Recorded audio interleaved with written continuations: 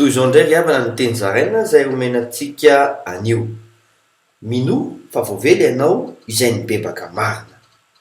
Ny mpanota iray rehefa tena mibebaka an-dranomaso eo anatrehan'i Kristy, araka ny voasoratra amin'ny Luka 7:9-telopolo amin'ny anaran'i Jesosy hoe: ary nijanona teo ivohany, tany ilan'ny tongony izy ka nitomany, dia nahakotsa ny tongony tamin'ny ranomasony sy namoaka azy tamin'ny voandohany, dia nanoroka fatratra ny tongony ka nanositra azy tamin'ny menaka manitra.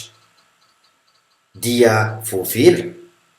Araka ny voasoratra ao amin'ny Luka 7:17 amin'ny anaran'i Jesosy hoe: dia hoy izy tamin'ilay vehivavy, voavela ny elikao. Mila inoana nefa ny fandraisana famelan-keloka. Araka ny voasoratra ao amin'ny Luka 7:15 amin'ny anaran'i Jesosy hoe: ary hoy izy tamin'ilay vehivavy, ny finoanao no efa namonjy anao, mandehana soa aman-tsara.